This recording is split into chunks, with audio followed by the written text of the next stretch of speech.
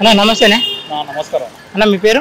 నా పేరు గుండా ప్రసాద్ అన్న. గుండా ప్రసాద్ ఏం చేస్తుంటారా? నేను 20 సంవత్సరాలు ఎన్ఎస్ఐ రాష్ట్ర కన్వీనర్గా పనిచేసిన. కాలేజీ స్థాయి నుంచి రాష్ట్ర కన్వీనర్ స్థాయి వరకు కూడా ఎన్ఎస్ఐలో రిలేషన్ ఆఫ్ కాంగ్రెస్ పార్టీలో పనిచేసిన.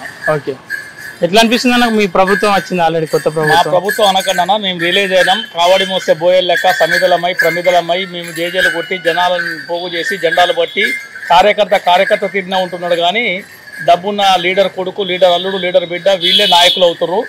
ఇవాళకి వాళ్ళు వచ్చి కుర్చీ ఎక్కాలని చెప్పి చూస్తున్నారు. దేశ ప్రయోజనాలు ముఖ్యం అని చెప్పేసి చాప కింద నీరు లెక్క మరి ప్రపంచం మొత్తం కూడా భారతదేశం వైపు చూస్తుంది.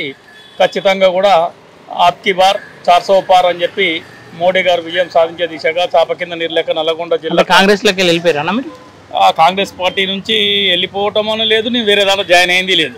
కాంగ్రెస్లో ఉన్నారు కానీ యాక్టివ్గా లేరు. నేను అసలు ఇక ఆర్గనైజేషన్కి దూరంగా ఉన్నా. నేను ఎప్పుడైతే రిలీజ్ అయినా ఓన్గా okay BRS office BRS colour జెండా బీఆర్ఎస్ అన్న మరి ఏం లేదన్న బీఆర్ఎస్ లేదా?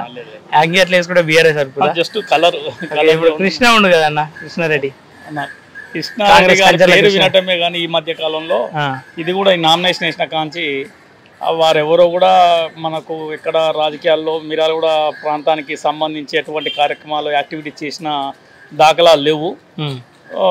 ఇకపోతే నెక్స్ట్ పర్సన్ జానారెడ్డి గారు తనయుడు రఘువీరెడ్డి గారు, వారికి మిర్యాలగూడ ప్రాంతంలో ఎంత మాత్రం పట్టు ఉందో ఆయనకే తెలవాలి. ఎందుకంటే 40 ఏళ్ళు నిండా 44 పదుల వయసులో 40 సార్లు కూడా మిర్యాలగూడ పర్యటన చేయనటువంటి వాళ్ళు వారసత్వ రాజకీయాలతోనే వచ్చి రాజకీయం చేయాలని చూడటం.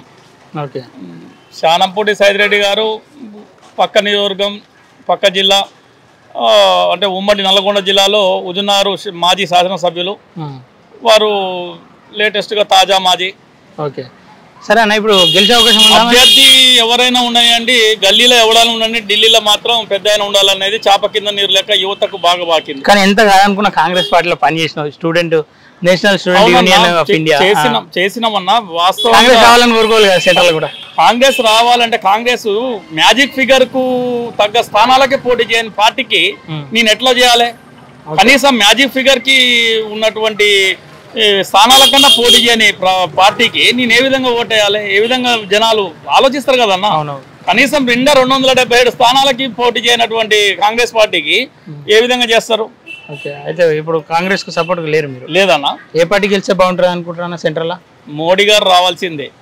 మోడీ గారు రావాల్సిందే. ఆ తర్వాత అమిత్ షా, ఆ తర్వాత యోగి రావాల్సిందే. మొత్తం బీజేపీ ఖచ్చితంగా దేశం కోసం, ధర్మం కోసం మన భారతదేశము ప్రపంచానికి విశ్వగురువుగా అవతరించబోతుంది, అవతరిస్తుంది కూడా. పెద్దన్న పాత్ర పోషిస్తుంది. ఇవాళ అన్ని జనులకి, వయోజనులకి కానీ, యువజనులకు కానీ, చిన్నారులకు కానీ సుకన్య యోజన, మరి ఈశ్రామ్ కార్డ్ అని చెప్పి, మరి కిసాన్ యోజన అని చెప్పి, లేకుంటే ప్రధానమంత్రి బీమా యోజన అని చెప్పి ప్రతి ఒక్క యువకులకి ప్రతి ఒక్క దశలో ఉన్నటువంటి వాళ్ళకి ప్రయోజనాలు చేకూర్చే విధంగా మోడీ గారు చేసిన సంస్కరణలు. ఫసల్ బీమా అని చెప్పేది ఒకటి ఉంది ఇక్కడ. అసలు అది ఈ రాష్ట్ర ప్రభుత్వాలు నిర్వీర్యం చేసినాయి. ఫసల్ బీమా యొక్క ఉద్దేశం ఏంటంటే మోడీ గారు తెచ్చిన చట్టం, ఏ రైతు అయితే పంట వడగండ్ల వానకు కానీ, నీరు లేక కానీ పంట నష్టపోతాడో వారికి పంట మొత్తానికి కూడా బీమా వర్తించే విధంగా ఫసల్ బీమా వాటిని ఇంప్లిమెంట్ చేయట్లేదు. ఇలా కేంద్ర ప్రభుత్వం ఇస్తున్నటువంటి బియ్యం అయితే తేరగా తింటున్నారు, కానీ ఆ రేషన్ షాప్ల ముంగల కూడా వీళ్ళ బొమ్మలు పెట్టుకోవడం జరుగుతున్నది. కానీ వాస్తవంగా ఈ కేంద్ర ప్రభుత్వం చేస్తున్నటువంటి సంక్షేమ కార్యక్రమాలు ఇంటింటికి ఈ ప్రభుత్వాలు తీసుకుపోవట్లేవు. అంటే నువ్వు కాంగ్రెస్ నుండి మొత్తం బీజేపీని బట్టి పట్టినట్టున్నావుగా? బీజేపీని బట్టి పట్టడం కదనా, కామన్ మ్యాన్ కూడా మామూలుగా కూడా సామాన్య ప్రజానీకం కూడా అన్ని కూడా చూస్తూ ఉంది. వాస్తవంగా ఏమని ఈ రోజున మరి కేంద్ర ప్రభుత్వం చేస్తున్నటువంటి విధి విధానాలు ఏవైతే ఉన్నాయో ప్రజా శ్రేయస్సు కోసం సుదీర్ఘమైనటువంటి దూరదృష్టితోటి కాదు, దూరదృష్టితో చేస్తున్నటువంటి విధానాలని మరి ప్రతి ఒక్కరు కూడా గమనిస్తూ ఉన్నారు. కాబట్టి మరి ఆయన పాట పాడాల్సి వస్తుంది. ఖచ్చితంగా కూడా లక్ష్మీదేవి ఆసనమైనటువంటి కమలం పువ్వుకు ఓటు వేయాల్సిందే. అది నల్లగొండ జిల్లా అంటే కాంగ్రెస్ కంచుకోట, నల్లగొండ జిల్లా అంటే కమ్యూనిస్టుల అడ్డా అని చెప్పంటారు. మా నాన్న మరి కమ్యూనిస్టు పార్టీలో రజాకారులకు వ్యతిరేకంగా తెలంగాణ సాయుధ రైతాంగ పోరాటం చేసినటువంటి మా నాన్నగారు కీర్తిశేషులు. మరి వారు పింఛన్ కూడా తీసుకోకుండా నిస్వార్థంగా చేసినటువంటి వ్యక్తి. మరి మేము కూడా ఇప్పుడు ప్రస్తుతం నేను కరెక్ట్ సెక్యులర్ పార్టీలో ఉన్నా. ఓకే. ఇప్పుడు కరెక్ట్ ప్రస్తుతం సెక్యులర్ పార్టీ బీజేపీలోకి వచ్చారా? బీజేపీ అనేది సెక్యులర్ పార్టీ అనేది నాకు ఈ రోజు అంటే మీరు పార్టీలో లేనన్నారు కదా, బీజేపీలోకి పోయారా మరి? అంటే బీజేపీ ఓటు విధానం చెప్తున్నాను నేను.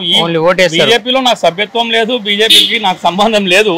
కానీ నా దేశం మాత్రం పెద్దన్న పాత్ర పోషించాలి, విశ్వగురుగా ఉండాలి. కానీ ఈ ఏరియా మొత్తం కాంగ్రెస్ చూడాలంటారు కదా అన్న, కాంగ్రెస్ వేరే పార్టీని చూడాలంటారు కదా. లేదన్నా, ట్రెండ్ మారింది. మీరు ఓటింగ్ శాతం చూసుకోండి. గత ఎన్నికలలో చూస్తే మొన్న రీసెంట్ గా తాజాగా జరిగిన 6 నెలల క్రితం జరిగిన శాసనసభలో చూసుకోండి, 14% ఓటింగ్ వచ్చింది. 1 సీటు 2 సీట్లు గోషామహల్ రాజాసింగ్ గారు, పోతే సికింద్రాబాద్లో మరి కిషన్ రెడ్డి గారు ఉండేటువంటి 1-2 సీట్లకు ఉన్నటువంటిది 8 స్థానాలు వచ్చింది. 17 స్థానాల్లో సెకండ్ ప్లేస్ పోయింది. మరి ఇవన్నీ కూడా మీరు చూసినట్లయితే మీకు అర్థమవుతుంది. ఖచ్చితంగా కూడా చాప కింద నీరు లెక్క ప్రవాహం. ఫైనల్ గా ఏ పార్టీ గెలవాలనుకుంటారు? మోడీ గారు రావాల్సిందన్న. మోడీ గారు రావాల్సింది. స్టేట్ లో ఏ పార్టీ ఎన్ని సీట్లు గెలుస్తుంది? ఈ 17 స్థానాల్లో ఖచ్చితంగా నా గెస్ ప్రకారం 14 స్థానాలు వస్తాయన్న. కాంగ్రెస్ కాదన్న, బీజేపీ అన్న. బీజేపీనా? మ్యాజిక్ ఫిగర్ లేని పార్టీ మనకి ఎందుకలా. కరెక్ట్ గా మ్యాజిక్ ఫిగర్ కూడా పోటీ చేయనటువంటి పార్టీ. ఆ వైనాల్లో ఓడిపోతున్నా అని చెప్పి రాయబారీలకి పోయిండు. వాళ్ళ తల్లి సోనియా గాంధీ ఏమో మరి కనీసం ప్రత్యక్ష ఎన్నికల్లో పోటీ చేసి గెలిచే సత్తా లేక తేరగా రాజ్యసభకు పోయింది.